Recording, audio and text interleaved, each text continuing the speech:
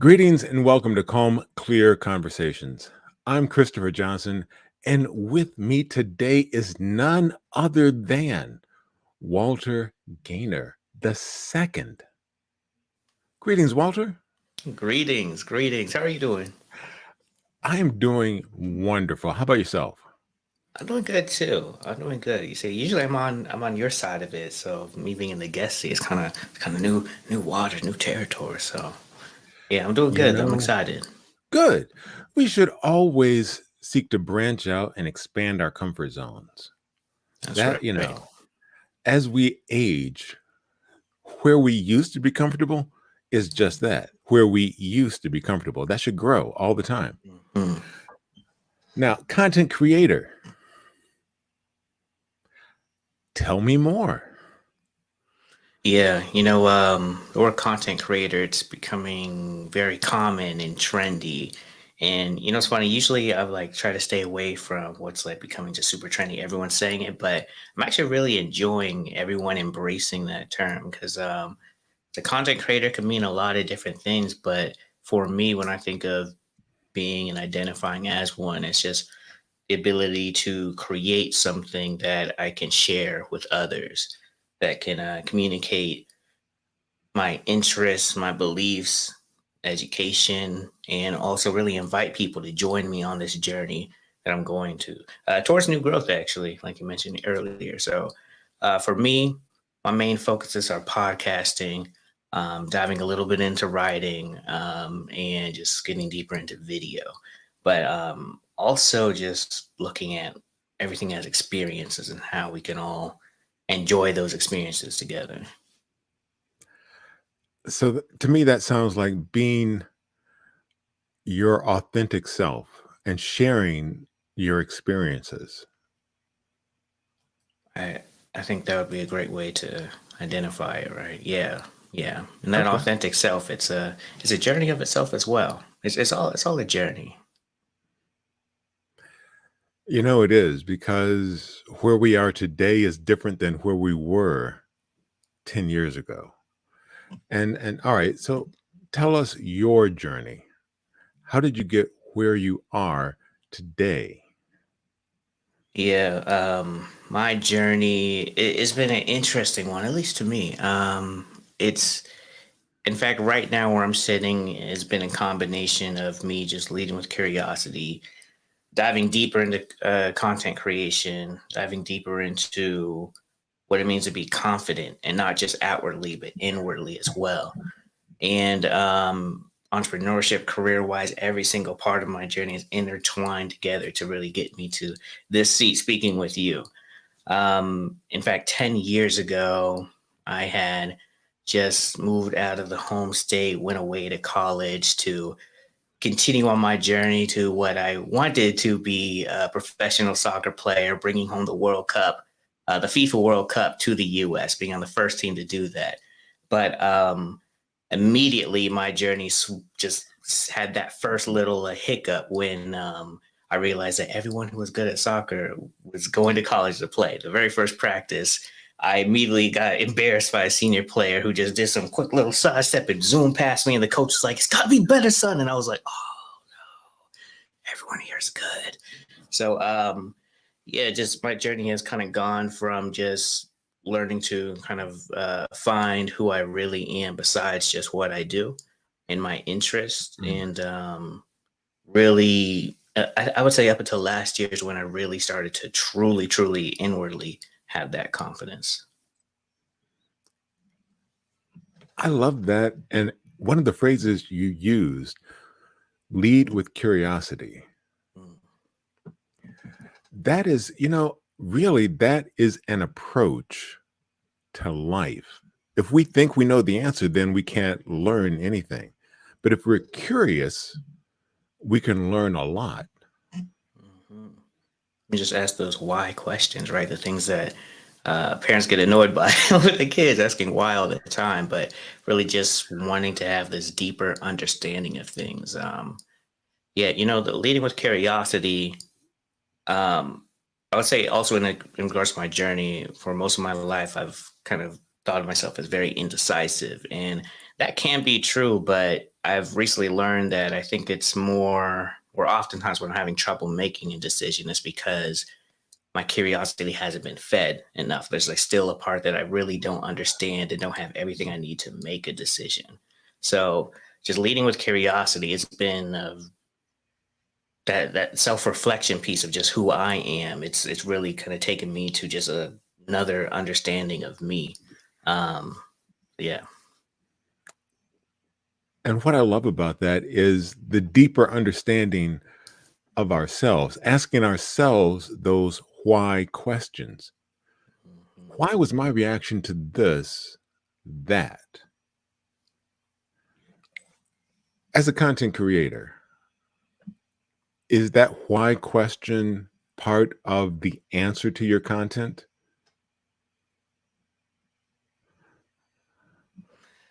Mm, not always. Not maybe. I think that maybe the inspiration to the content, not necessarily to answer the why. I think the why kind of sets me on that path. The Mm. why and the what and the where, all of those set me there. As you're speaking, I'm thinking of an interview I just did with Zephyrin Hansen, who's the owner of Hamden Farms, a Black woman owning a farms, and the whole interview is around Black people farm too.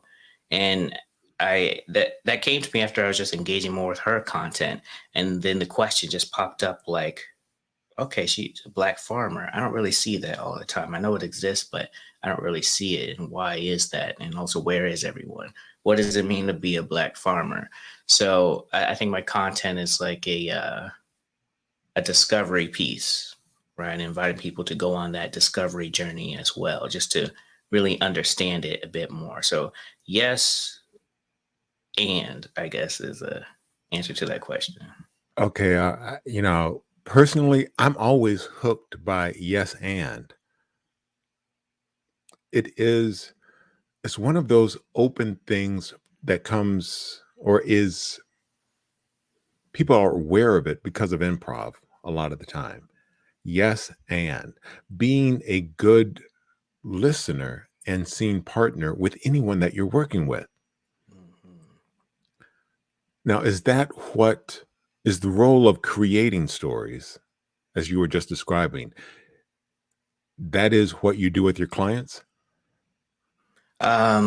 With my clients, it really depends. I like to think of myself as someone who just helps people to lead them where they want to go, whether it's telling stories or just understanding their story a little bit deeper, or really just helping them get to whatever that monetary goal they have. At the company I work with now, it's all about kind of helping them grow and meet the people they want to meet through content.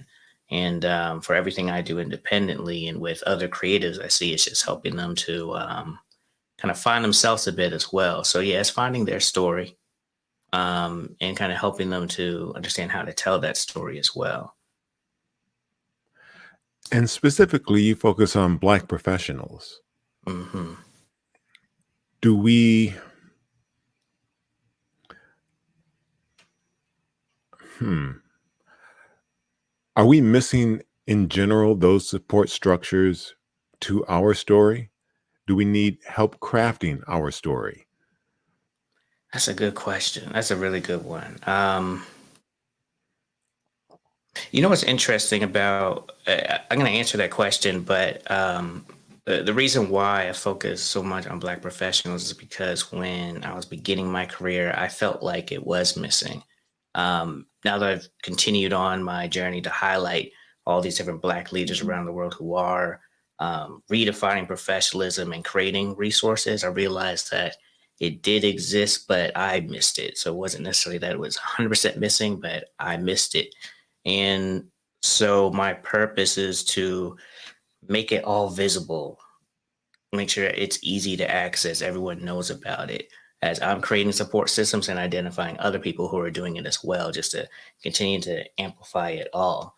And in regards to our story, I'd have to say yes. And it's a combination of many things. Like it's not necessarily all of our fault. Our story has been taken from us. It's been I think our narrative has been told in a different way. Like for a lot of us, we think of our history as beginning with slavery, but there's so much to our history just beyond that. I'm still learning about it. On a episode I did with a loctician, he taught me about like different hairstyles that we just think are cool. Were actually like royal noble hairstyles that only the queen could wear. She wore it on this particular day. This was in Africa. There's like so much to our story that we don't know, and I think that we're able to one, know it, identify it, and connect to it. I think it just adds a little bit more confidence and understanding to who we are and why we are. And the way you said that, the adding the confidence to who we are, that's really important. That's critical because we are not, all right, we're not a monolith. We're not a blank slate. Leading with curiosity, one of the things that means to me is being aware of those situations where I am the only one in the room. It's like, huh, interesting. Okay. Why?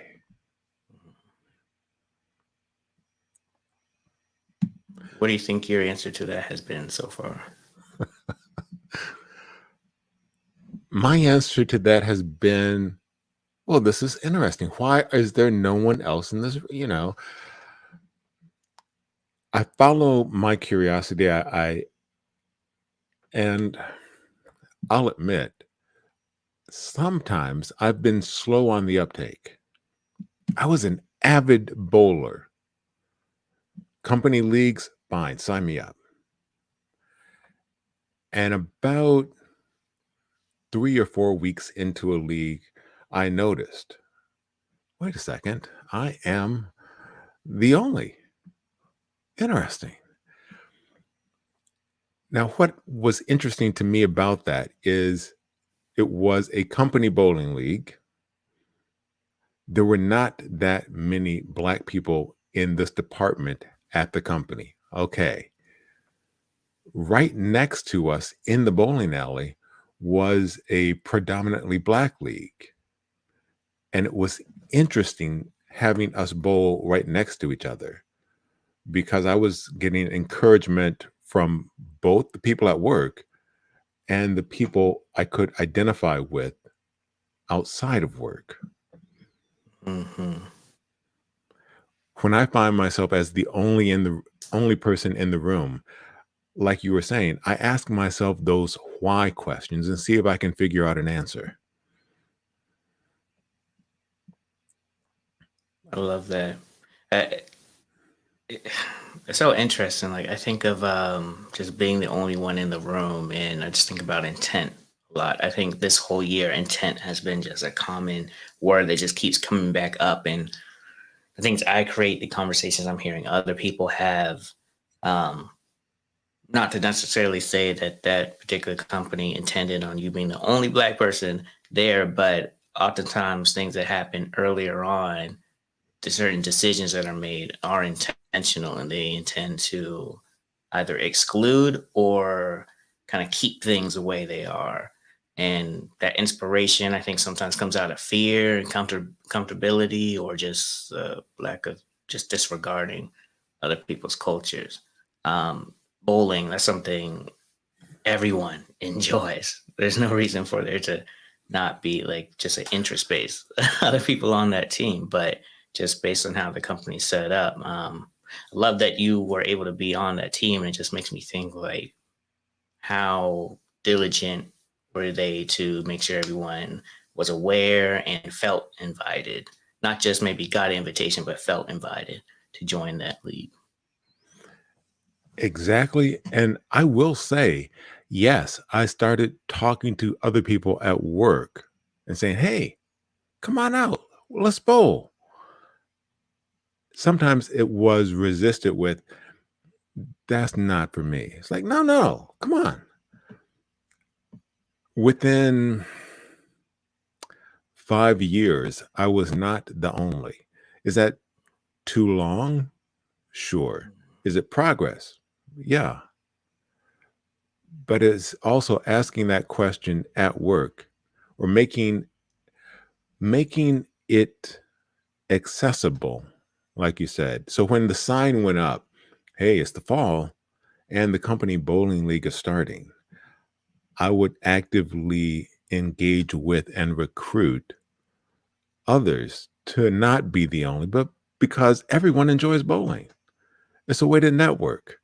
It's a way to engage and connect and share stories outside of the office. Mhm. Celebrate each other. Exactly. Now, and I know storytelling is part of what you do. So, listening and developing and discovering those stories. The Tell me a bit about that progression, that road that you're on. Mhm. You know,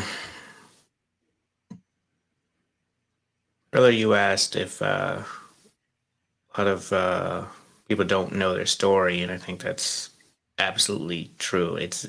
People will tell their story without even thinking about it. And but if you ask them to be like, "Who are you? Tell me your story," they're just like, "I'm from this city. I have this number of parents," and it kind of stops. Or they may be able to kind of tell you the inspiration behind why they decided to do this business venture, things like that. But there's all these like little things just to make us who we are, and I think we forget about it or hide it, or just gets pushed back. And when I say we, I definitely mean myself as well. I'm on this journey to not only understand my journey, but understand why it is as well. I think I could do it easily for other people, but I'm still learning how to do it for myself, like still uncovering different layers. And so when I'm working with other people, it's to help to uncover the things that may seem insignificant and seeing how it ties to who they are today or why they're going in this venture, this direction, why this particular thing is very important to them.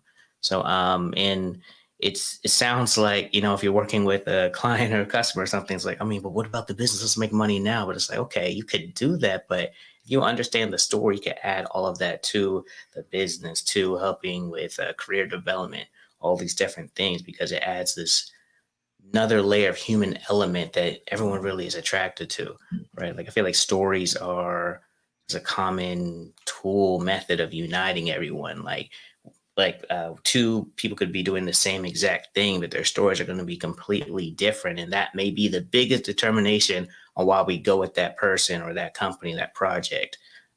Stories are super underrated, underrated, but they influence us without us even realizing it sometimes.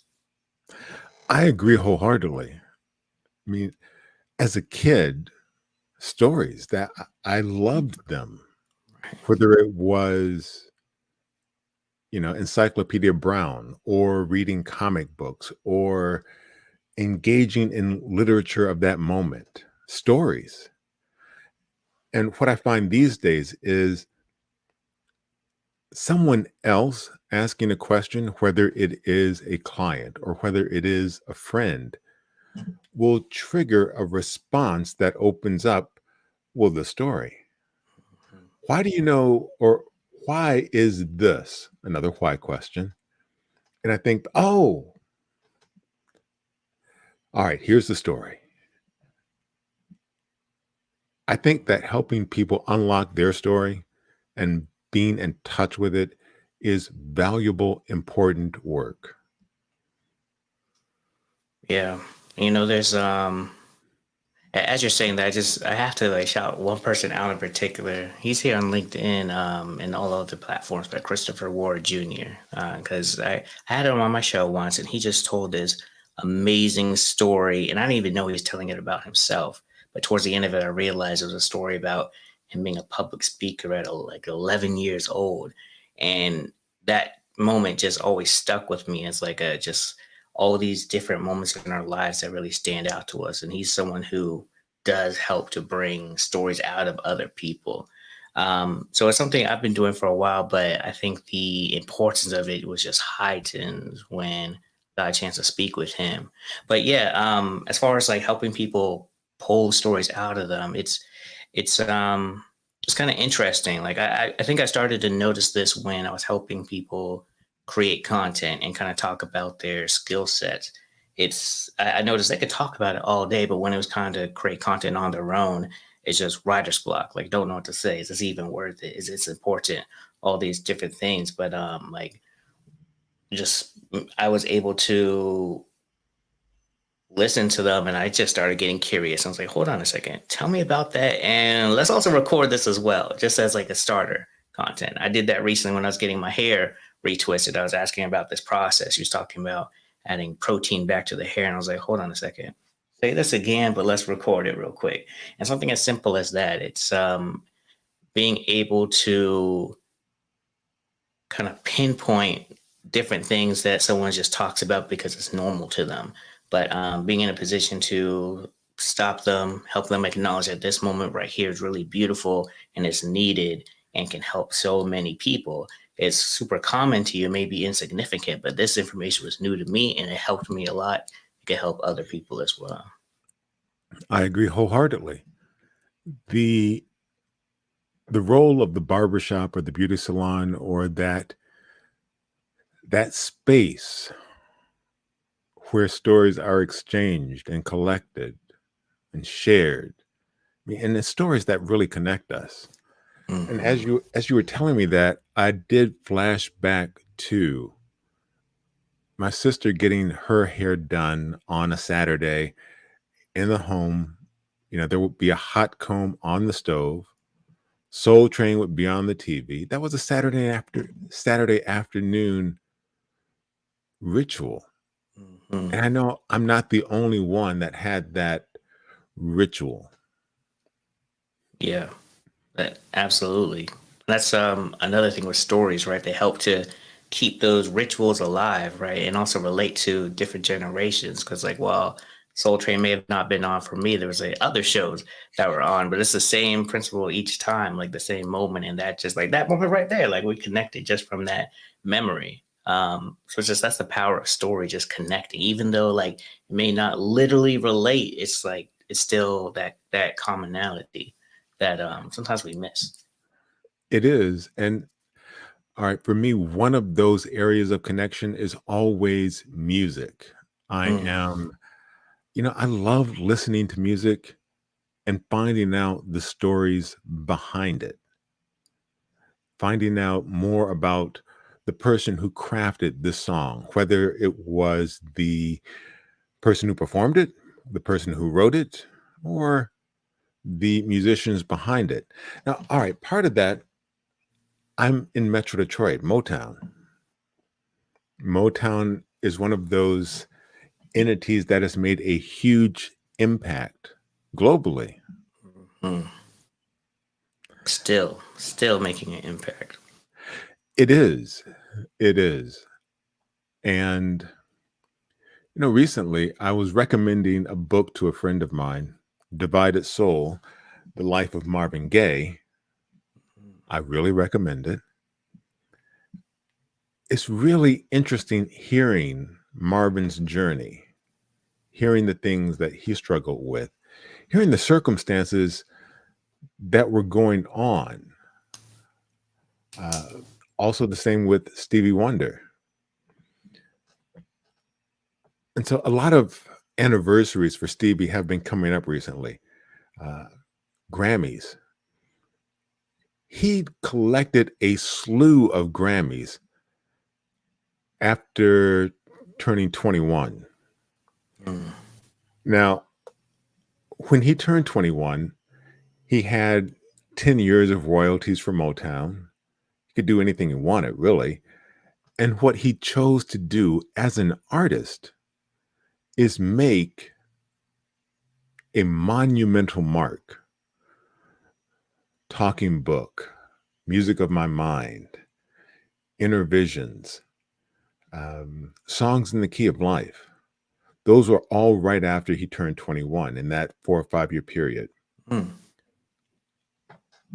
And it's like, wait a second, if you have the chance to do anything and that's the art you make, wow. Yeah, that's interesting. Musicians, Yeah, music is a commonality for me as well.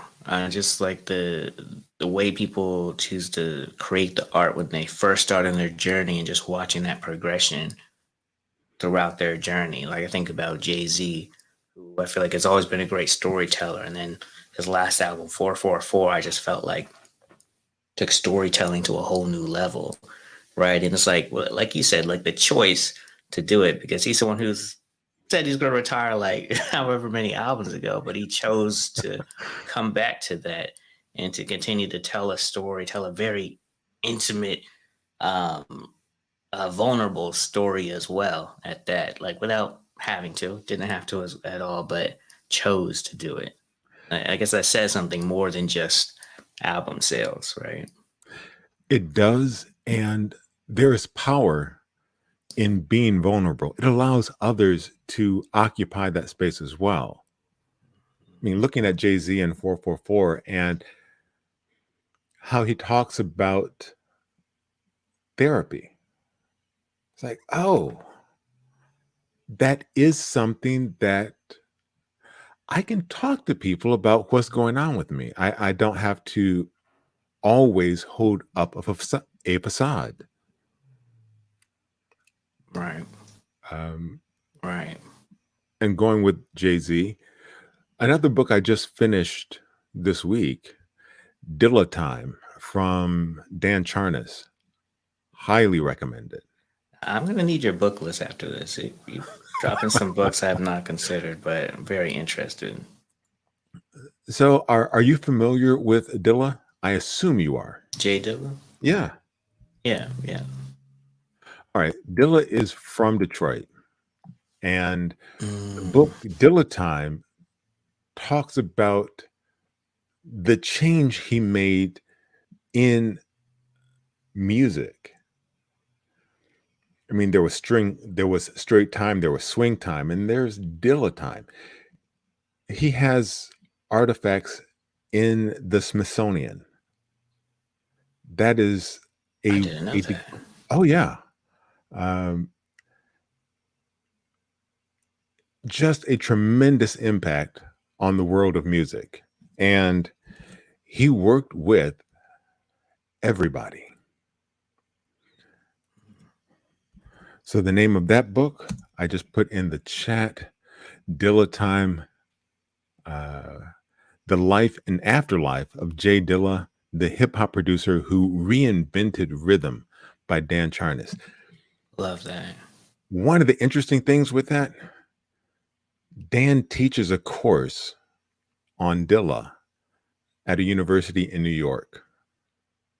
He made pilgrimages back and forth between New York and DC to collect information.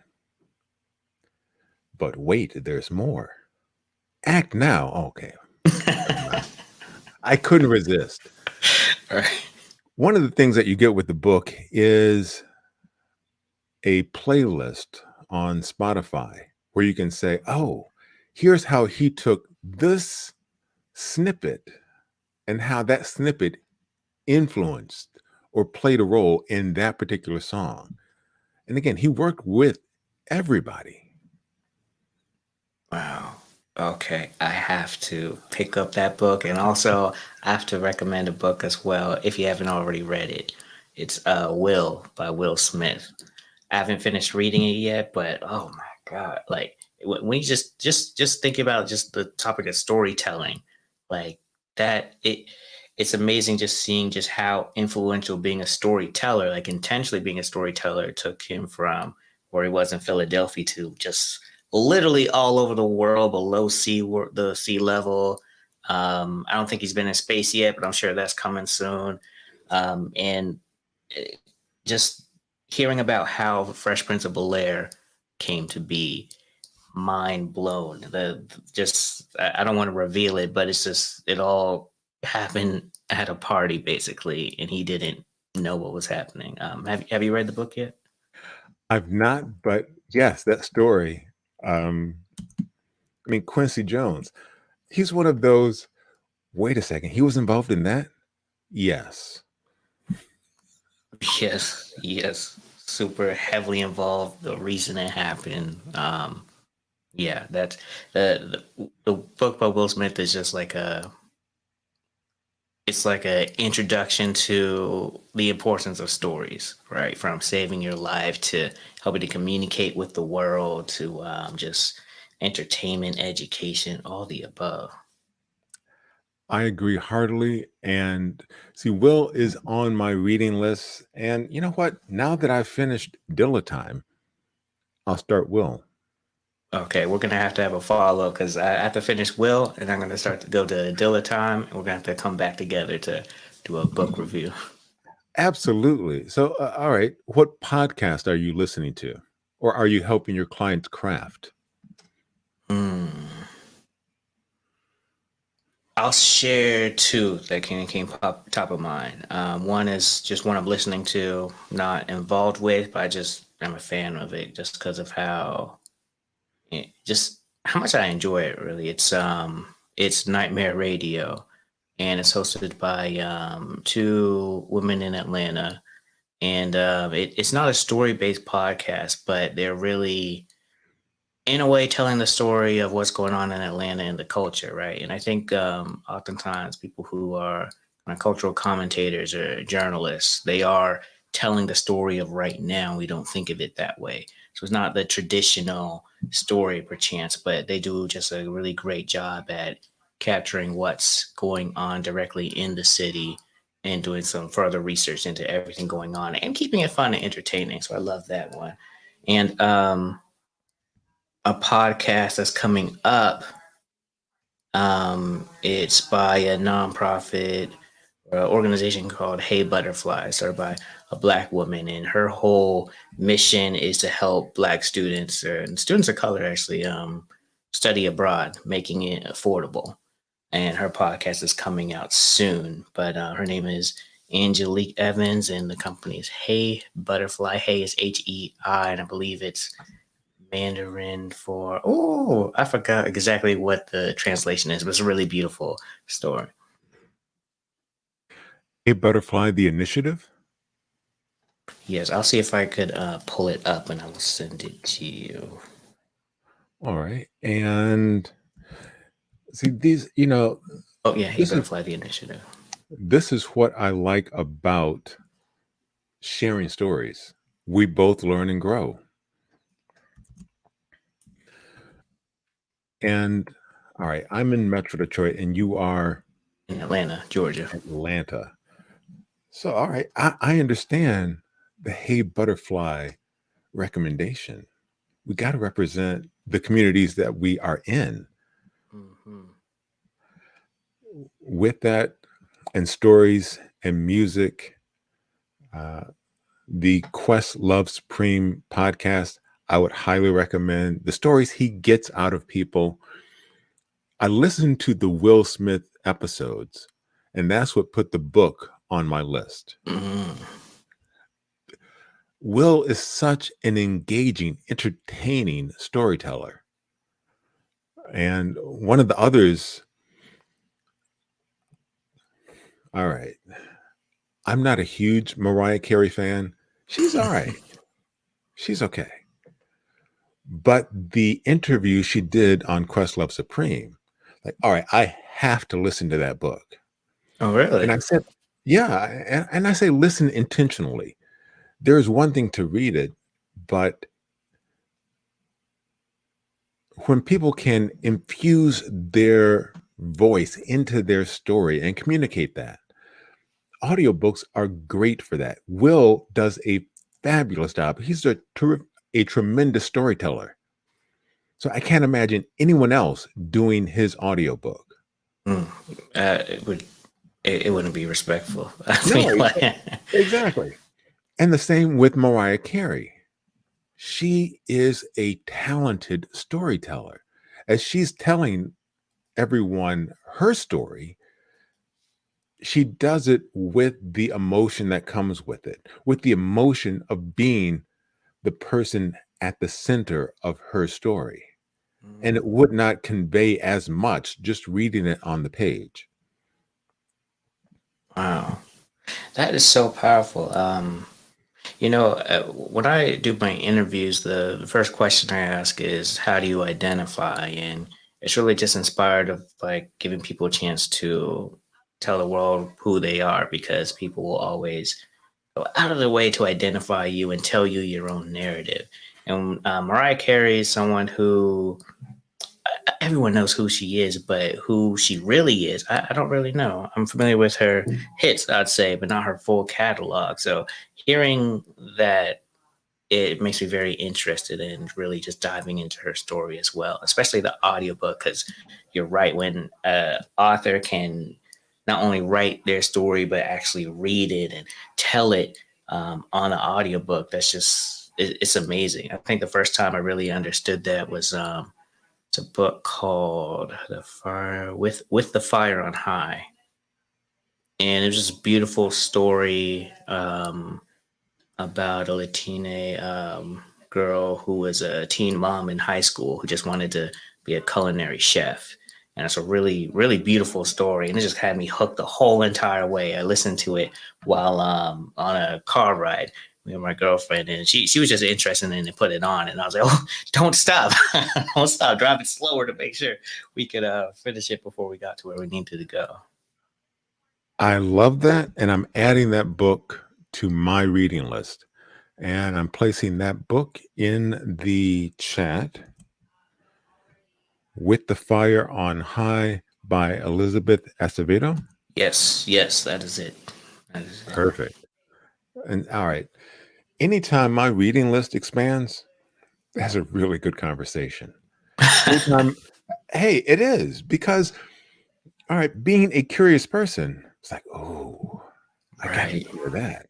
right. I got to read that. I will admit, as a kid, I was put on a book budget because my insatiable reading list was just that. And my parents were, it's like, yeah, no, no, you can get two books. There's the library. You need a car. Right. Right. Oh, I feel that. What was any book in particular that stood out to you? You know, all right. I did get in trouble for Black Boy, Richard Wright. I haven't read that, but I highly recommend Richard Wright Black Boy. I started reading it because it was on a shelf in the home. And if you're bored enough, it's like, all right, what's this? So I blame my parents. They made sure I knew how to read. They had plenty of books in the house. they made I it picked up accessible. yeah, I picked it up and I started reading. Oh, this is really good. Wow. I was in the fifth grade and they deemed that to be an inappropriate place in life to consume Richard Wright. So they took the book away. Here's where I got into trouble. I checked it out at the school library and brought it home. Hey, I was in the middle of a book You and gotta you know take how it it away? ends. You can't do that. That's hilarious. That's hilarious. That, you know, I love the follow through. You're like, no, I'm going to finish that book. if you've ever, that trait has continued through life. Wait a second, I got to find out what happens. Absolutely. So, well, this has been a delightful conversation. And I love the fact that we are going to have a follow up because there's been a cross pollination of reading list. And we have to touch back and connect. And wow, well, what about this part? Huh. I didn't get that insight. Okay. The information that we're going to share as we continue to learn and grow and connect over stories, I'm excited by that. I am too. I am too. I think that I'm reintroducing myself to reading as a hobby for real. And I think I'm doing it just from discovering books that I think capture that curiosity. So I actually want to thank you for all of your recommendations. I really am excited just to sit down. Like I remember when I was younger, there were definitely times where I would just be like, "Oh yeah, I could go out and do this or that," but I'm kind of interested in what happens in this next chapter. So no, I really appreciate all of your recommendations. I cannot wait to dive into the Jay Dilla one, learn more about Mariah Carey. And I'm gonna check out that Questlove podcast as well because he's pretty cool. And I don't know enough about him. He is, and he also figures prominently in that Jay Dilla book because, all right, 99, 2000, when the Roots were not yet the Roots, they were growing into where they are now. Mhm. But all the connections that were made then. So, thank you very much for sharing part of your story and making this connection and exchanging information and ideas. I appreciate this. So do I. So do I. Thank you, sir. It's been a treat. Yes, yes. Catch you next time. Interested in learning more about any of the items that you've seen in today's session? Leave a comment below. Interested in being a guest? Leave a comment below. I help event planners and organizers produce virtual events. Learn how I can support your virtual event by connecting or leaving a comment. Thanks for watching.